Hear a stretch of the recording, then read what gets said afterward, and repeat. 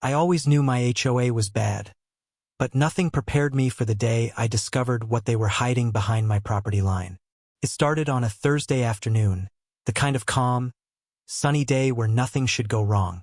I had just gotten back from work, planning on mowing the lawn, when I noticed something unusual near the back fence. The ground looked disturbed, like someone had recently dug and covered it up in a hurry.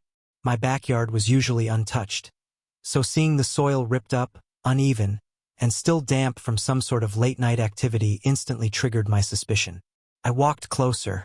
The smell hit me first, not strong, but strange, artificial, like chemicals mixed with something rotten. I crouched down, brushing away the loose dirt with my hands, and that's when I saw it. The corner of a black plastic sheet sticking out from the soil. Not a trash bag. A heavy-duty contractor bag. Thick, industrial. The kind nobody uses for normal purposes. My heart started thumping. I pulled more dirt away until I could grab the edge of the plastic. When I lifted it, something inside shifted. Something heavy. Something solid. My brain clicked into survival mode. What the hell did the HOA bury in my yard? I pulled out my phone and recorded everything. Slow, wide angles, voice commentary, the disturbed soil, the plastic. I wasn't about to let the HOA gaslight me like they always do. After documenting everything, I carefully unfolded the plastic. Inside was a stack of papers, water-damaged but still legible. They weren't mine. They had the HOA's letterhead. They were stamped, signed, and dated, but the signatures were strange, different from normal. Forged. And then I saw the worst part. A second bag, smaller, wrapped in duct tape. I froze. My mind ran through every possible scenario, and none of them were good. Just as I reached for it, I heard footsteps. Loud ones. Coming fast. HOA Karen herself, the board president, always in her lace pink dress, stormed into my backyard through the side gate like she owned the place. Behind her were two HOA security officers, wearing their dark uniforms with HOA printed boldly on the front. Their faces were blank, rehearsed, controlled. Karen pointed at me and screamed, accusing me of trespassing in my own yard. She claimed I was disturbing community property and tampering with official HOA materials. She shouted for the security to seize the bags. My adrenaline spiked. I stepped back, keeping my phone recording. I told her this was my property and demanded to know why HOA documents were buried behind my fence, and why the hell there was a duct-taped mystery package involved. She didn't answer. Instead, she threatened me with fines, suspension of community privileges, and legal action.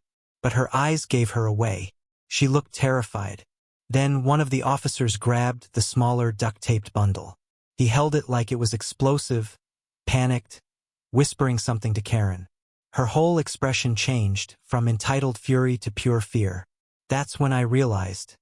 They weren't expecting me to find this. And worse, whatever was in that bundle was something they desperately didn't want anyone to see. I demanded to know what they were hiding.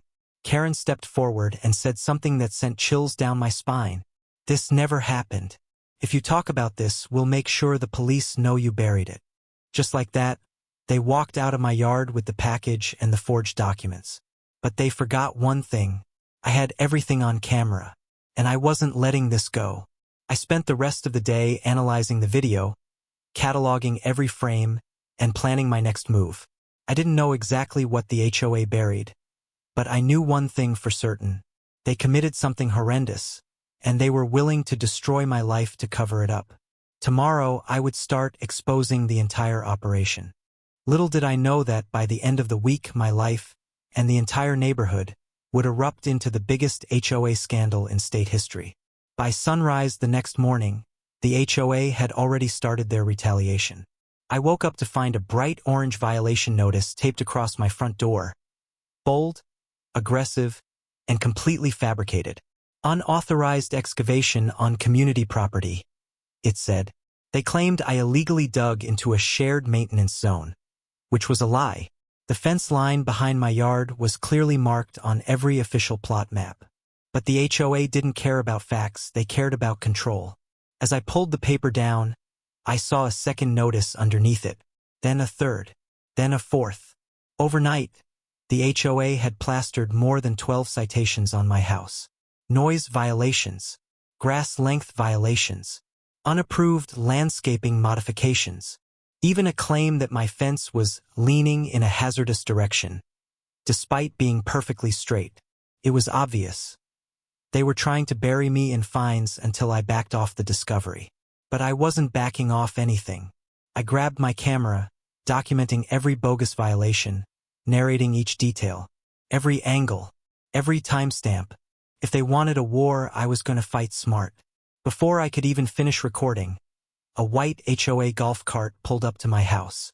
Out stepped Karen in her signature pink dress, the lace fluttering dramatically in the morning breeze, like she practiced the entrance in the mirror. Behind her were two HOA officers, uniforms crisp, HOA, emblazoned across the front and back in bold white lettering. Karen marched up the driveway with the confidence of someone who believes she's untouchable. She told me there was going to be an emergency violation hearing today, and that I was required to attend. She said the board had serious concerns about my hostile behavior, and that failing to show up would result in immediate escalation. I asked her again on camera why HOA documents were buried behind my fence, why a duct-taped package was hidden there, why they stormed my backyard like a criminal raid. She ignored every question. Instead, she leaned closer, whispering just loud enough for the camera to pick it up. "You should have stayed out of this." Then she turned around and strutted back to her golf cart like a villain finishing a monologue. I felt the anger boiling in my chest. Not fear, not panic, but absolute determination. If they wanted a hearing, I'd give them one. But I wasn't walking in blind. I spent the next hour printing every piece of evidence I had. Screenshots of the buried documents, the video of the officers panicking, timestamps of the soil disturbance, and the footage of them taking the duct-taped package. I even pulled the county property lines from the public website, proving the exact border of my yard. When I arrived at the HOA clubhouse, the place looked like a courtroom knockoff. Folding chairs arranged in rows, a cheap folding table acting as the bench, and the full board sitting behind it like self-appointed judges. Karen sat in the center seat, chin lifted, eyes sharp with fake authority. The room was quiet, too quiet. Everyone stared at me like they already knew the verdict. Karen cleared her throat and began reading a list of accusations. They were outrageous claims that I had been performing illegal construction, that I had removed protected soil, and even that I had interfered with official HOA operations. They made me sound like I was running a criminal enterprise from my backyard. I waited until she finished. Then I placed a stack of printed evidence on the table. Slowly, deliberately, the room shifted. People leaned forward. I asked Karen to explain the forged documents, the forged signatures, the freshly disturbed soil, the contractor bag buried inside my property, the duct-taped bundle the officers took without a word. Karen tried to dismiss everything as misinterpretations, but her voice cracked around the edges. That's when I dropped the biggest bomb. I had already sent the entire video, including the part where they threatened to frame me, to several trusted friends with instructions to publish it if anything happened to me. Karen froze. The officers looked at each other. The board members whispered frantically. Suddenly, the power dynamic flipped. One of the board members, an older man with silver hair who always avoided eye contact, finally cracked. He slammed his hands on the table and demanded Karen explain why the HOA was storing anything behind my house. The room fell silent. Karen stuttered, fumbled, raised her voice, changed her story twice in 30 seconds. It was the first time I'd ever seen her lose control. Then she made her fatal mistake. She yelled that everything they buried was standard HOA procedure. The entire room gasped. The silver-haired board member stood up and walked out, shaking his head. 3 others followed him. Suddenly, Karen wasn't flanked by support. She was alone, sweating through her pink dress. She adjourned the hearing on the spot, storming out the back door with her officers. But I wasn't done. I walked to the parking lot and saw her loading boxes into the HOA truck, boxes labeled archive storage. She wasn't preparing for a meeting. She was preparing to run. As I started filming her, Karen snapped. She screamed at the officers to take his camera. But before they could reach me, a neighbor stepped in, then another, then another. They formed a wall between me and the officers. For the first time, the neighborhood sided with me. The HOA's cover-up was falling apart. But the worst, the true secret of what they buried, was still ahead. And once I uncovered it, the entire community would erupt into a scandal that none of us were ready for. By the next morning, the entire neighborhood was buzzing like a shaken beehive. Word had spread fast, faster than the HOA could contain it. People talked in hushed voices on driveways, stood in clusters near mailboxes, and peeked from behind curtains every time Karen's pink dress or the HOA officers' uniforms appeared on the street. Something had shifted. The fear that kept everyone obedient was cracking. But I knew something bigger was coming, because I still didn't know what was inside that duct-taped package. And I needed the truth before the HOA made it disappear permanently. I started my day at the county records office.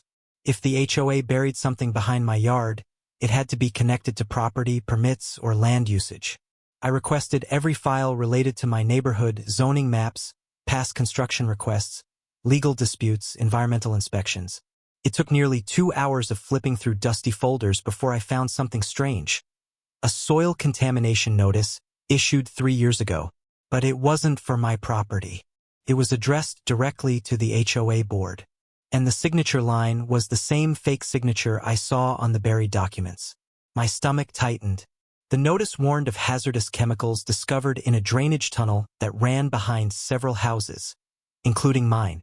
The HOA was ordered to handle the cleanup immediately and notify all residents. But the paperwork showed the HOA ignored it, covered it up, and filed their own false cleanup completion report. I took pictures of everything. When I stepped out of the records building, I noticed an HOA security vehicle parked across the street. Not moving, just watching. They knew I was getting close. I got into my truck and drove straight home, adrenaline surging. As I approached my street, I could see a small crowd forming in front of my house. Neighbors holding phones, whispering, pointing. HOA officers stood in a defensive line, blocking my driveway. And in the center, of course, was Karen, pink dress blazing under the sun like a warning sign. But this time, she wasn't yelling.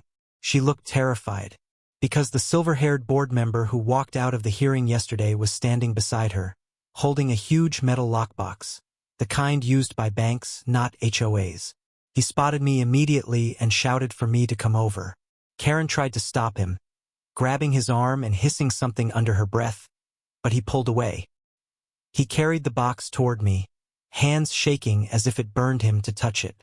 He told me he found it in the HOA archive room. He said it wasn't supposed to exist. He said Karen kept the only key. And then he did something nobody expected. He handed me the box. Karen lunged for it, screaming, but neighbors blocked her. Someone even recorded her losing control, shouting threats at anyone who stood between her and the box. I didn't wait. I took it inside my house with the crowd following me like nervous witnesses. Inside, the air felt electric. The box had no brand, no markings, just a thick combination lock. But taped underneath was a string of numbers. Probably Karen's attempt to hide it but still access it when needed. I punched in the code. The lock clicked. I opened the lid. Inside were files, hundreds of them, organized, labeled, and damning. Some were stamped confidential. Others were marked do not release in thick red ink. At the very bottom was another duct-taped bag. My heart pounded as I cut it open, and everything suddenly made sense. The HOA wasn't hiding a crime. They were hiding many. The bag contained small vials of contaminated soil, photographs of chemical spills behind the neighborhood, and private letters exchanged between HOA board members admitting they never reported the contamination to residents. They were afraid that if people found out, property values would plummet, and the board would lose their bonus payouts. But the worst document wasn't in the bag.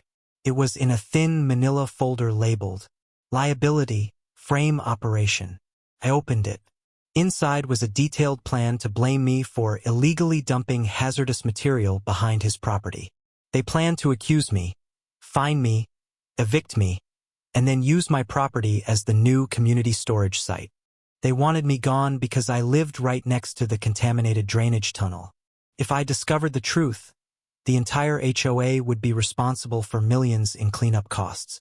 They were going to frame me to protect themselves. I felt the world tilt. Neighbors gasped, cursed, covered their mouths. Someone asked if this was even legal. Another said they always suspected something dirty was happening. Someone else started live streaming the documents. Within minutes, dozens of people gathered inside and outside my house. Karen barged in the doorway, screaming for everyone to stop recording. But it was too late. Everything was already online. She ordered the HOA officers to confiscate the files. They refused. One officer even said, "I'm not protecting this anymore." Karen's face collapsed into a mixture of rage and fear. She tried to bolt out the door, but the silver-haired board member stood in her path and told her he had already called the county inspector, the environmental agency, and the sheriff. And for the first time since I moved into the neighborhood, Karen fell completely silent. Hours later, the sheriff arrived. Environmental officials arrived. News vans arrived. The HOA board was dismantled by sunset.